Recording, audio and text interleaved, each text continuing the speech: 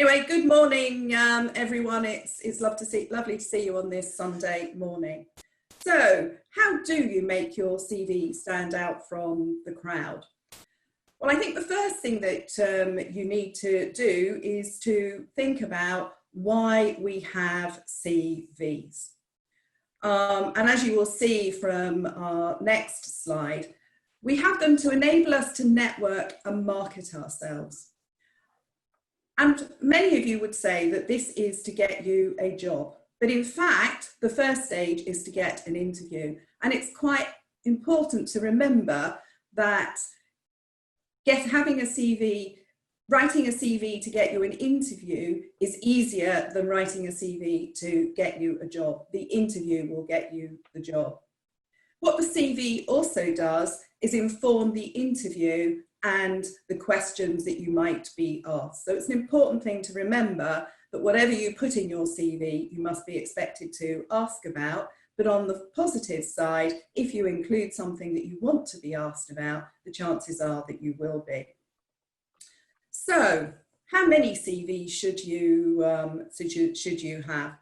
Well, the simple answer is to have as many CVs as you apply for jobs, because each CV needs to be personalised for the job for which you are applying.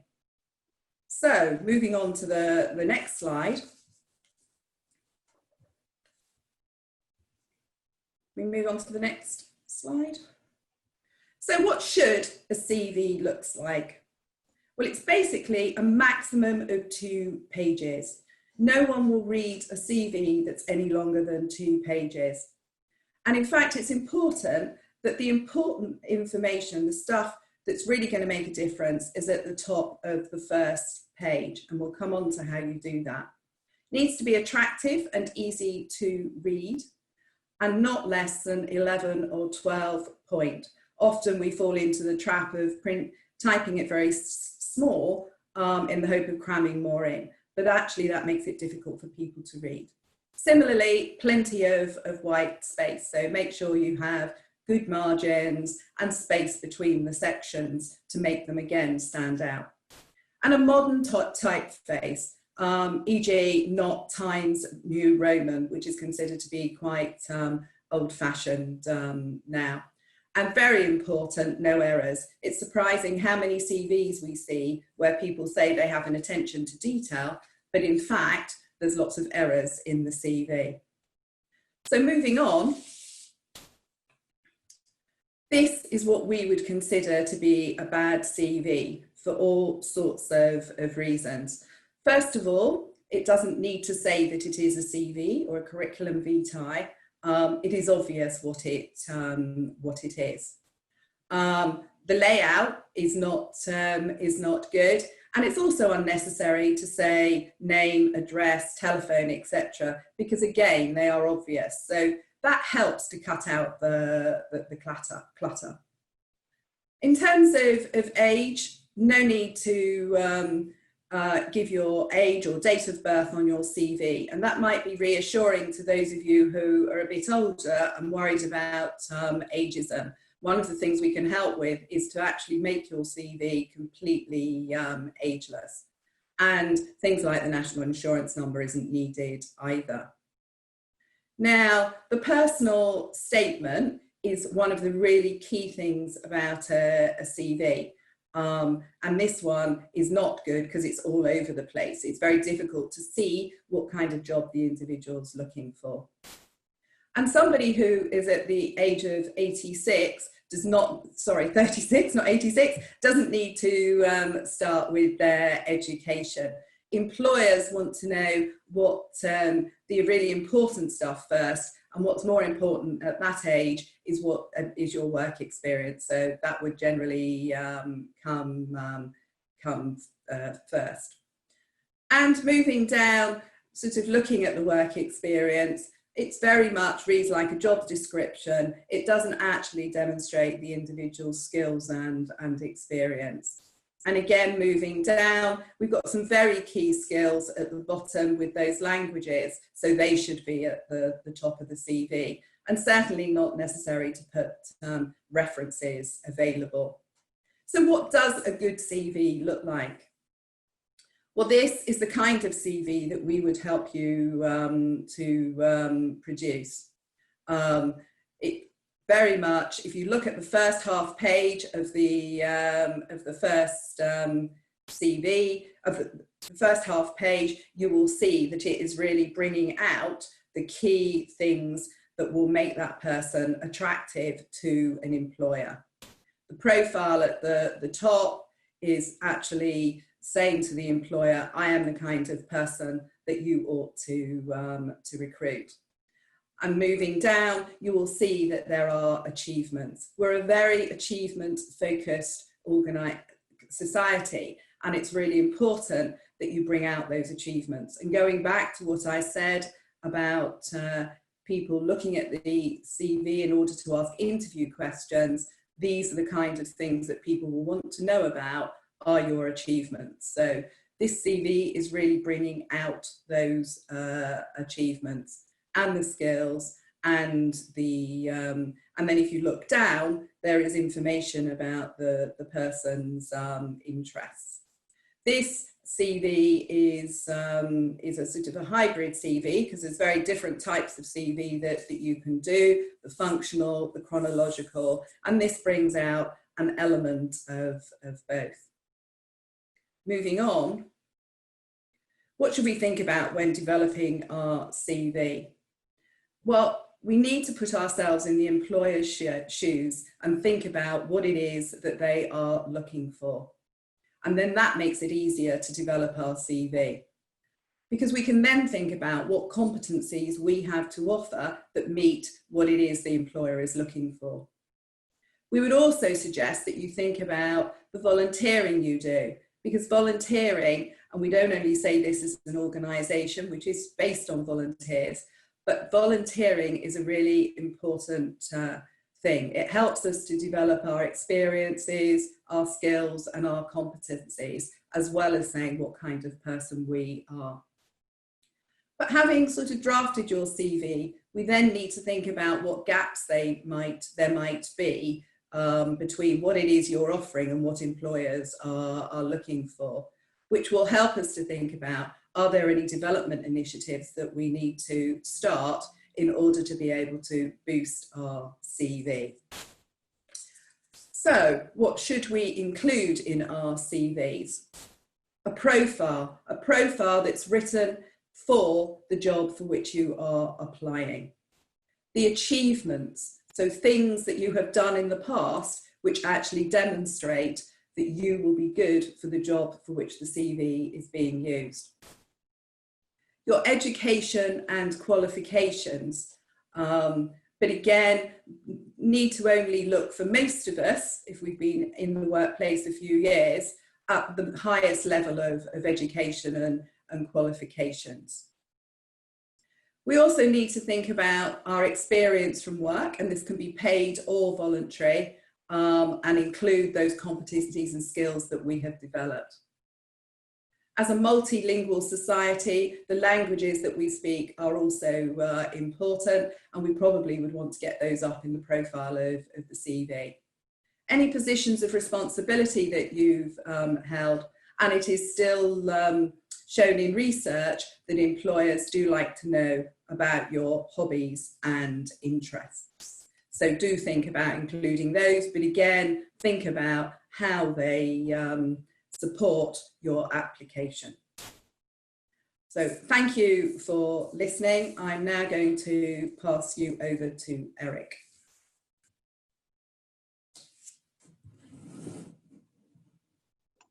Thank you, Kim. Good morning, everybody, and welcome to our session on succeeding at interviews. We've all followed Kim's advice, done a great CV, and we've now been invited to an interview. Obviously, in the short time we have, we can only literally scratch the surface of what we can do to improve interview skills. But what I'm going to do is take you through our top tips to use as a basis to build on that and develop your skills and success. Before I do that, I'd just like to say what an interview is not. An interview is not an interrogation. It's not an inquisition. It's not a grilling. It's not intended to trip you up or catch you out. Firstly and foremost, an interview is a conversation. And the important thing about a conversation is you listen. It's a conversation between you and the prospective employers. It's a conversation for them to understand what you've achieved and what you've done in the past, and also for you to understand more about the role and the organization.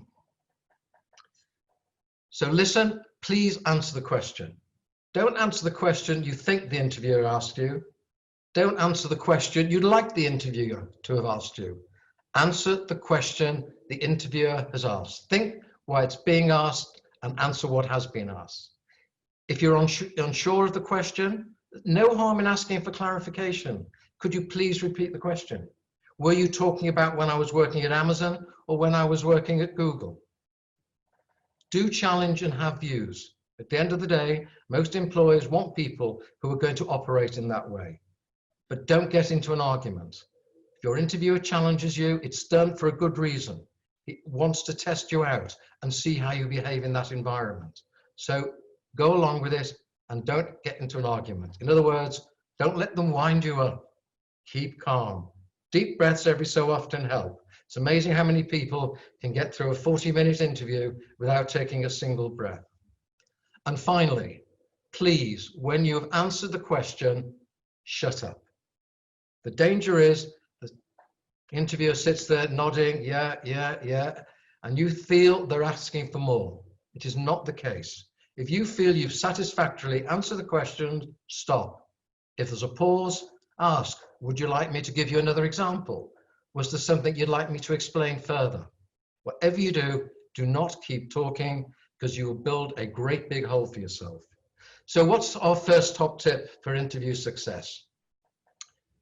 When you get an interview, do not stop your job search. Quite the opposite. Be stimulated and motivated by your success to press even harder for more interviews.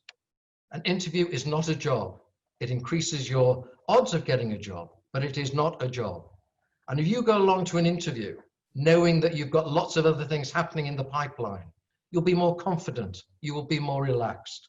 So don't waste time, continue your job search, maintain that momentum from having at least one interview. Top tip number 2, prepare, prepare, prepare.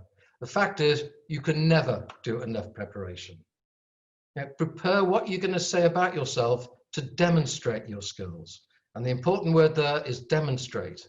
It's no good saying, I'm creative, I'm analytical, I can use Excel. Give me an example of how you have done those things and what you have achieved. Show your understanding about the prospective employer's organization. One of the biggest mistakes that most candidates fail. They just do not understand. You need to show the interviewers you actually want to do the job. You're going to be committed and motivated to work for them. Believe you me, if you don't, no matter how good you are, how experienced, what qualifications you have got, an employer will not feel happy taking you on. Prepare so you know what skill the job spec requires. There is no point talking about skills you have, no matter how good they are, if the employer is not looking for them. What does the job spec say? Other requirements? Prepare answers that will tell the interviewers that you have those skills. And finally, you need to prepare the questions that you are going to ask the interviewer, because inevitably at the end, it'll be any questions for me.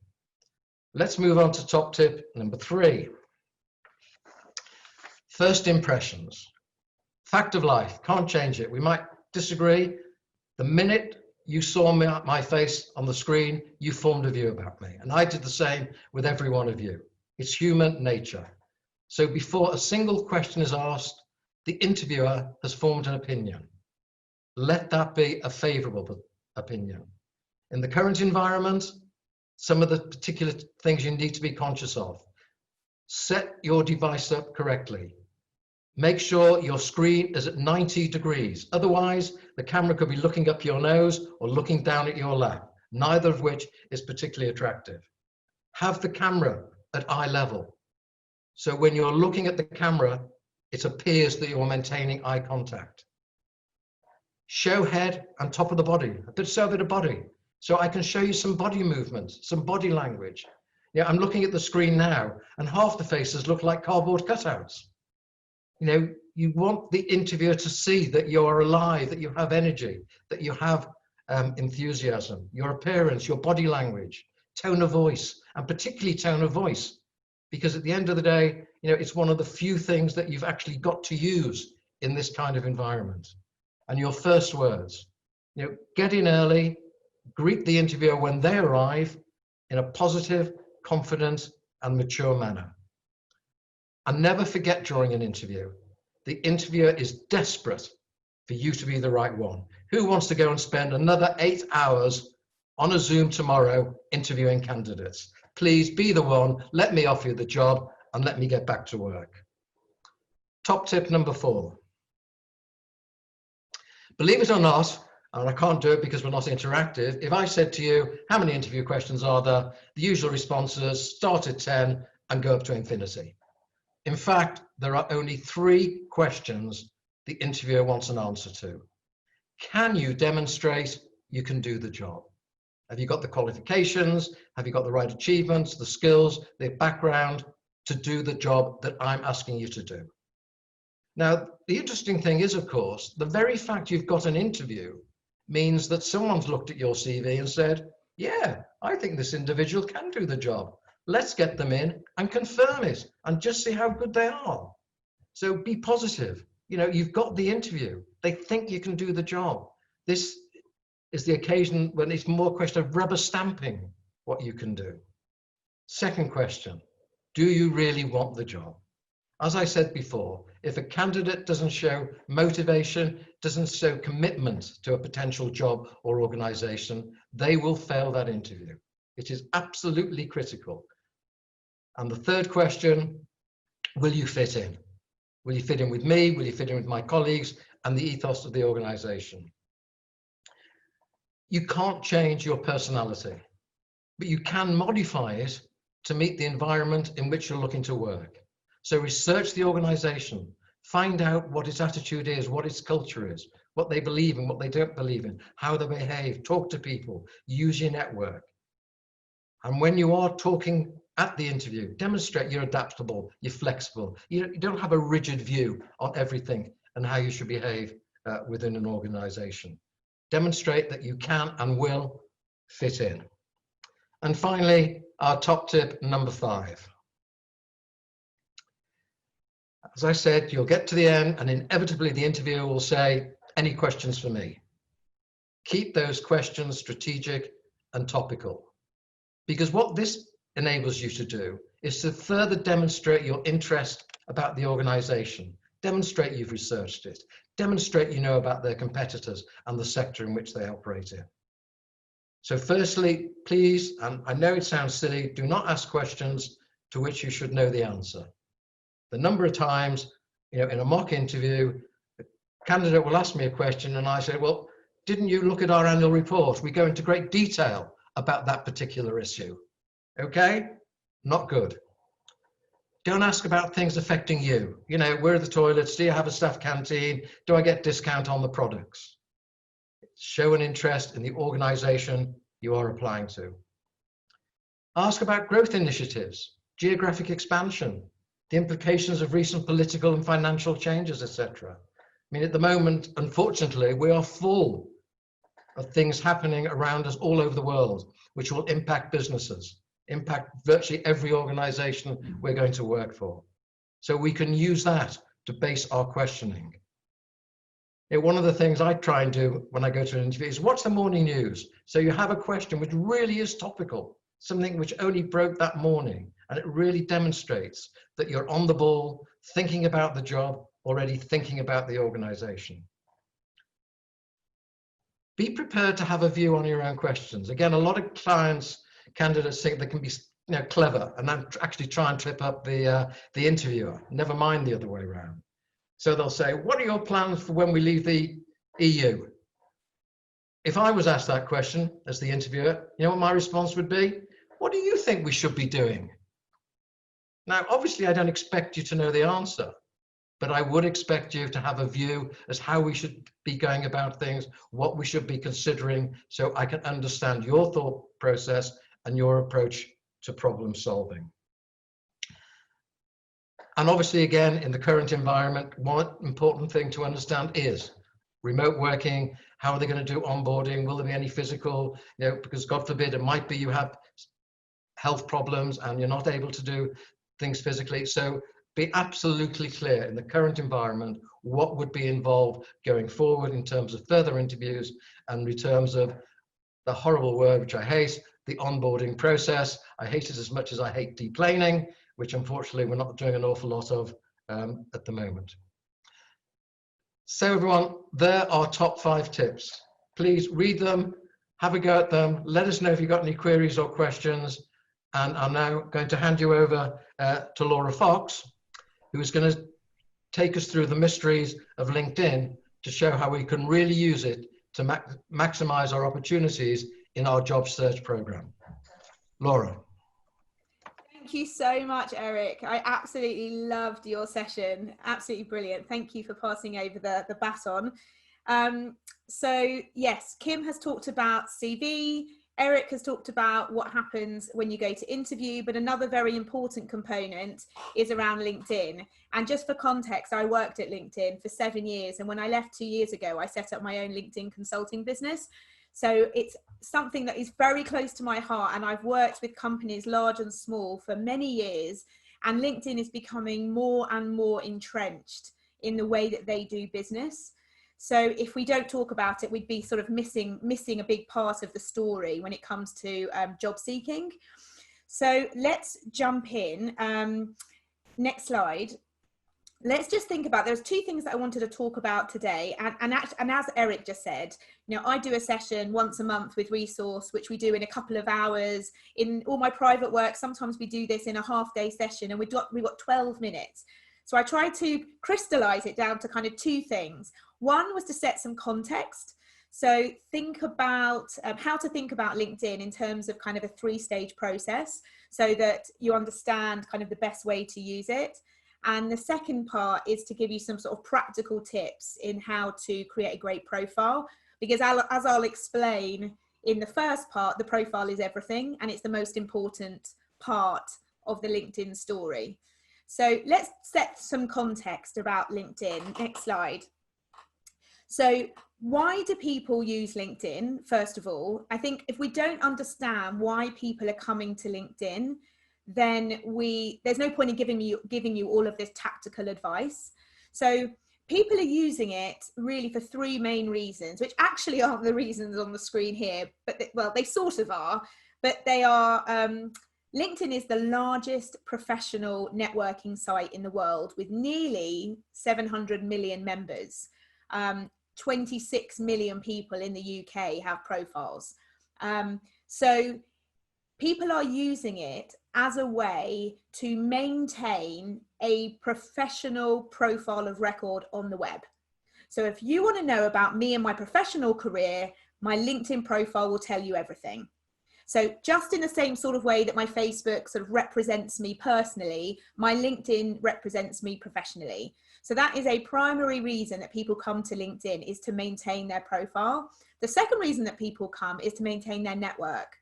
So I've been working for nearly 20 years. I can't possibly know or remember what people that I did work with years ago are doing today, but LinkedIn does. So it's a great way for me to maintain relationships from my professional life that I've had before, that I have today. And not only that, so I can nurture and create new relationships that might help me in the future, whether it be to get new work, whether it be to, look for funding for something, or if I was job seeking. So the second reason that people come is to grow and maintain their network. And that's the second main reason. And then the third reason, which connects to my point here, is the reason that people come is to be knowledgeable, to keep up to date, as Eric said, with what's happening in the world, business-wise, and just generally. LinkedIn has an unbelievable editorial news feed, which is what's showcased on my homepage when I go onto LinkedIn.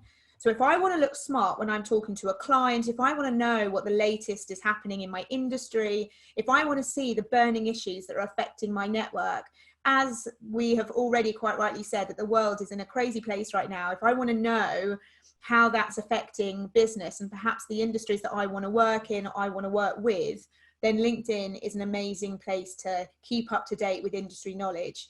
You know, it used to be that I would go onto the BBC website, I'd look at industry press, trade press. Now everything is aggregated through my LinkedIn homepage newsfeed. And so I just go onto my LinkedIn homepage. I do that on the desktop or on my mobile, and it's all there. So those are kind of the 3 reasons that people use it.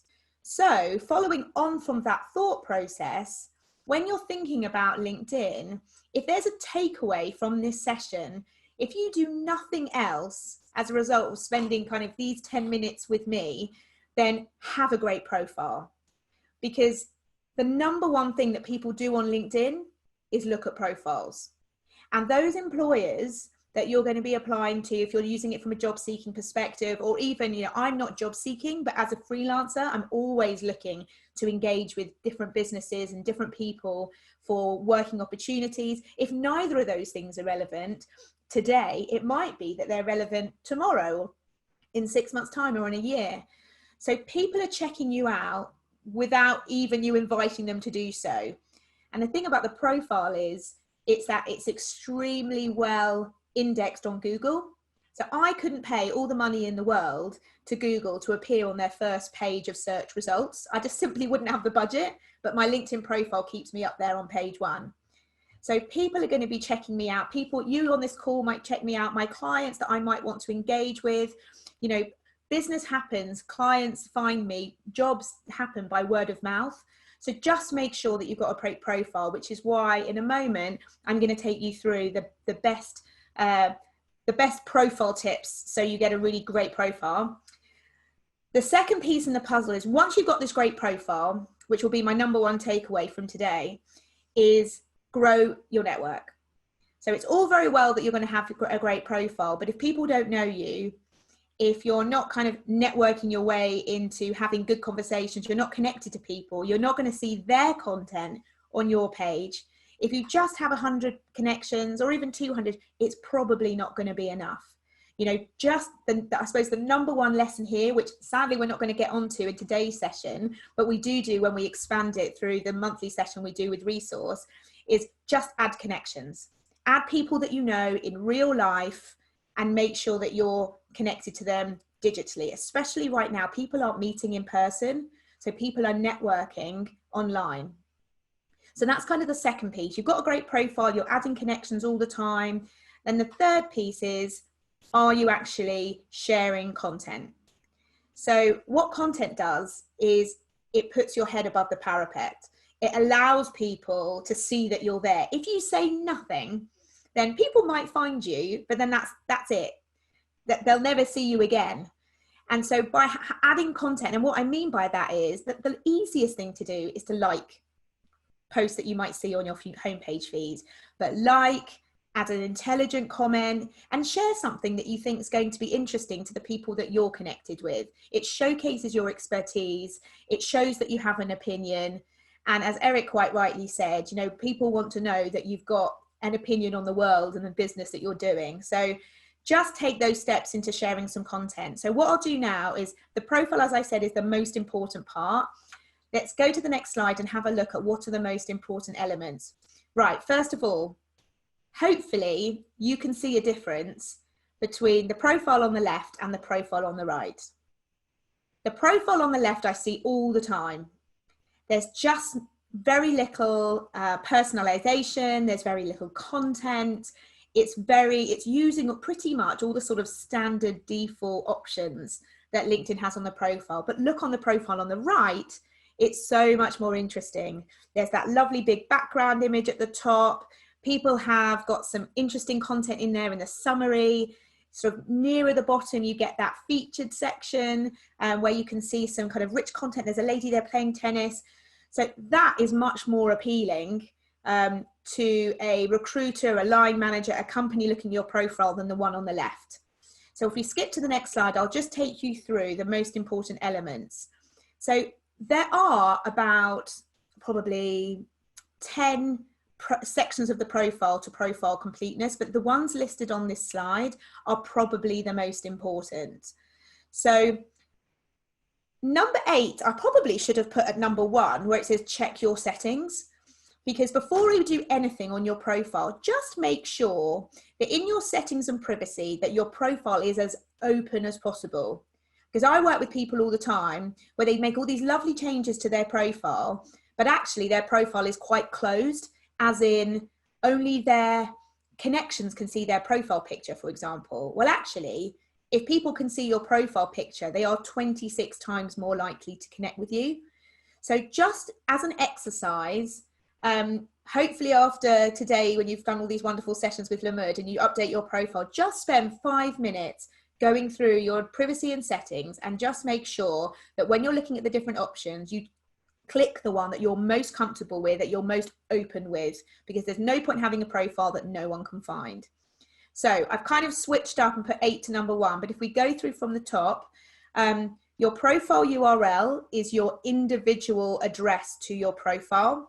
What I'm going to try and do in the last 2 minutes is actually switch into the live site and just show you what these things are.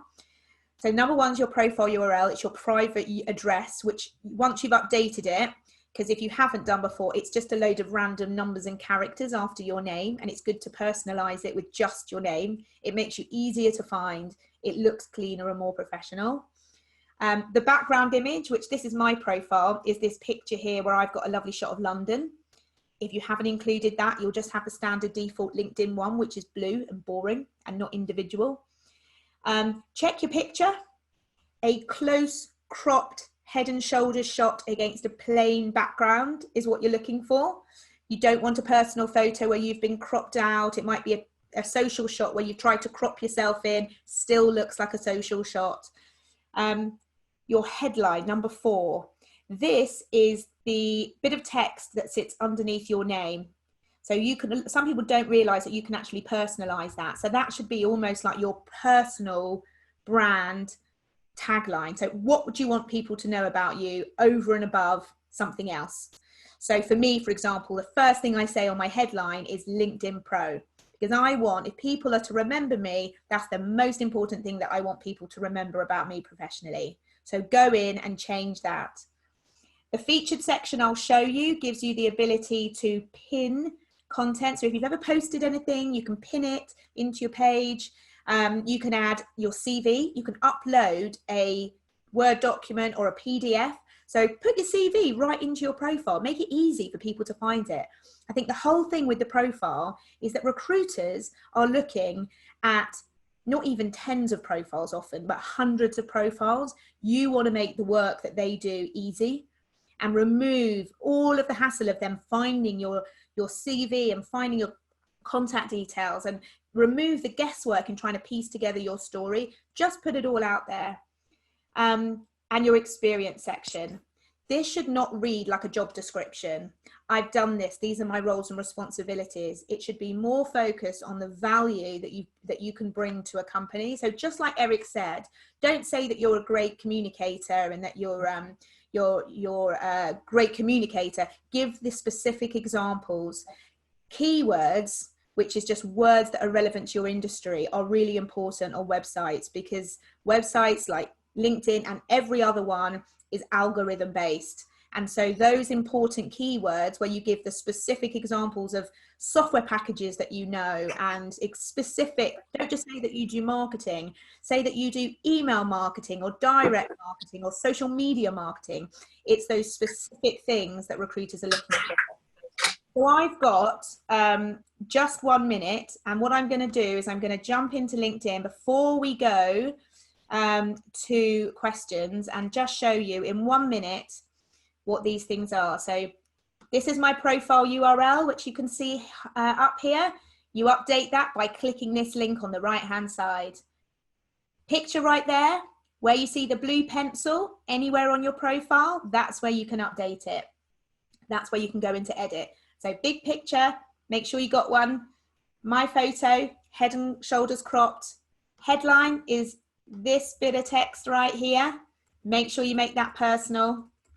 This is the summary. This is basically your elevator pitch. If you come for a resource session, we'll tell you all about what that is.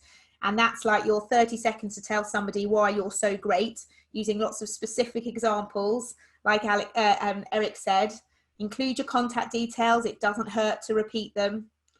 This is the featured section in here.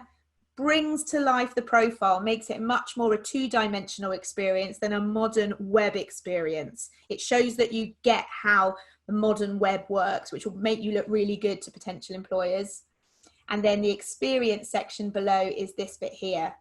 Again, keep it brief, lots of keywords, lots of relevant words, and you can use examples in here as well. So that's me done. That's the whistle-stop tour of LinkedIn. What I'm going to do now is I'm going to hand you back to Ben, who is going to moderate the Q&A with the resource team via Victoria. So thanks, everybody. Great, thank you so much. I hope you'll find that very interesting. Victoria, do you want to take questions or? Yes, thank you. In fact, I can see some questions already in the chat. So how about we start with a few of those, and then is that all right, Ben, if we take some that are already there? Yeah, go for it. So a question that I can see from Cassie is about whether how you can appeal to a potential younger future manager if you seem overqualified, and where the your interviewer and potential manager is younger than you. What can you do? What if, I think this is something that Kim will would like to pick up. What are some of the things that you can do to make yourself look attractive and appealing if your potential employer is younger than you, and maybe significantly younger than me? Certainly I've had managers who have been 20 years younger than me. Kim? Hey, thank you. Well, I think the first thing you need to think about is how you make yourself ageless. And certainly resource can help with that. We run sessions on agelessness. But some of my top tips for that is to think about how you present yourself. So you mentioned about being overqualified. What you need to do is make sure that your CV is focused at the job that you're applying for and not at a job that's at a higher level. It's also about making sure that you come across as contemporary in the language that you use and how you approach work.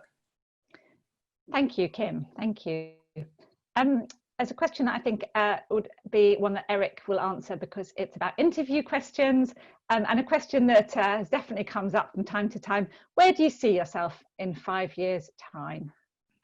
Eric, are you happy to tell us how you suggest answering that one? Absolutely. Where do I see myself in 5 years' time? The interesting thing about that question is, of course, whatever answer you give, no one's going to be able to tell if it's true or not, because they're not going to come back in 5 years' time. You told me in 5 years' time. So clearly, again, what you need to be doing here is demonstrating the kind of individual that you are to the interviewer. The risk is that you give a plan which is very structured and frankly is not believable. No one can be that accurate. And of course, the most important thing an employer wants to hear is that you're going to get the job they're offering you really well sorted before you start thinking about the future. So it's all about do this particular job well, develop this experience, deliver these targets, then move on to something a bit bigger, and then a little bit bigger again. Now, don't say I want to be chairman of the board in 5 years. Don't say I want to be in the same job in 5 years. Show them that you're determined to learn, understand, and progress. That makes sense? Thank you. Yes, thank you, Eric. A question for Laura on LinkedIn. I'm looking for jobs, but I'm also self-employed. Should these be separate accounts or should I combine them? Great question. You should only ever have one profile. There is never a reason to have more than one. You may have more than one hat that you wear in your professional life. And actually, the rise of the gig economy means that there are lots of people who do more than one thing. And some of those businesses may be very, very different. So I think as long as you're telling your story through your profile very clearly and using lots of relevant language and keywords and terminology, you can have yourself represented just as you are in real life in a multifaceted way. So you can have both sides of your got 2 companies that you work under, you can have both of those listed, and then just try and be creative in the language that you use to describe yourself, say through your headline and through your about section.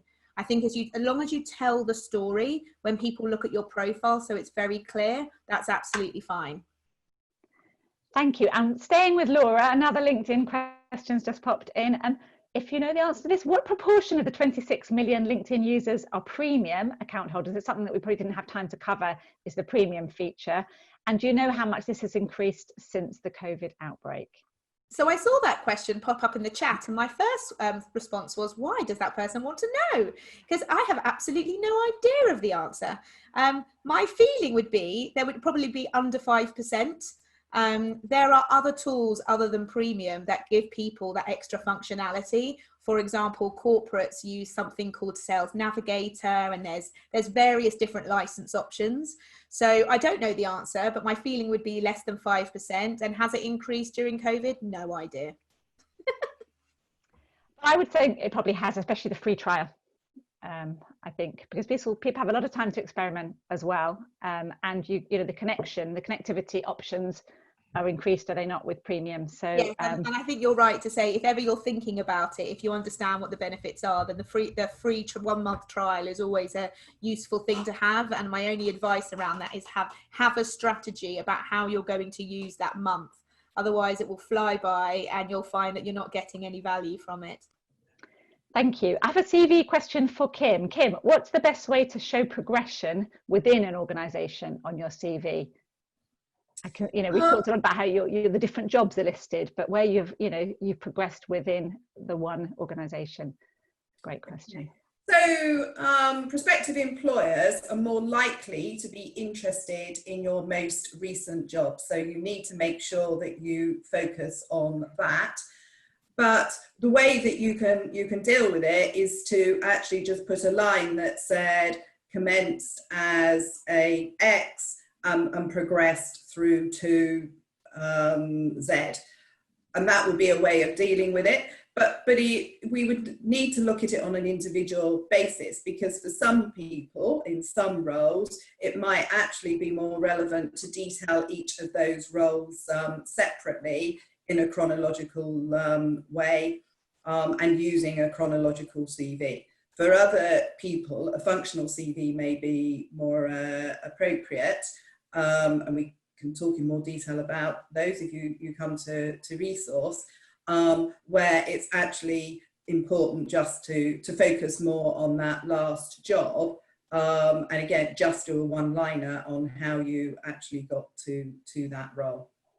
Thank you. And as Kim said, some of these things that we can cover if you come to resource, and there is an open invitation to all of you to come to resource. Our number was on the bottom of our PowerPoint, but we'll put it up there on the chat. But we are happy to help everybody with any aspect of their job search. And as I said earlier, there's no charge to our services. The services are confidential, and people do really well with our support. It's a lot of support and hand-holding and moral support that right now I think is needed. I can answer a quick question. What does on the onboarding process mean in the interview? Onboarding is around bringing a new member of staff into the team. So it's to do with induction. It's to do with planning how they start with the organisation that they're going to. The training plan, everything to do with bringing somebody in is onboarding. I see a question for Kim. Someone read a discussion about cover letters. Does anyone read them, and are they worth spending significant time on? The answer is we don't know whether people read them, but on that basis, at least some people will read them, and so yes, it is worth spending time on them. And one of the things about a cover letter, cover email, whatever, is that you can expand on things that you may have put in your CV or in your application, and give them more detail, which can help your application. So we would say, yes, do those cover letters, cover emails, and make sure that you focus them to the job for which you're applying.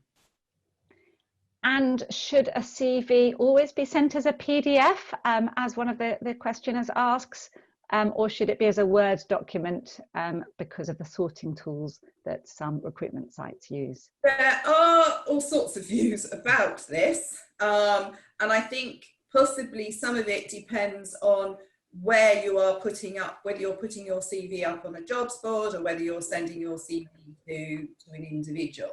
On balance, I think it is probably better not to PDF it, because it does make it easier for people to kind of add comments and things if they want to when they're forwarding it to a colleague or something. But there isn't a hard and fast answer to that question.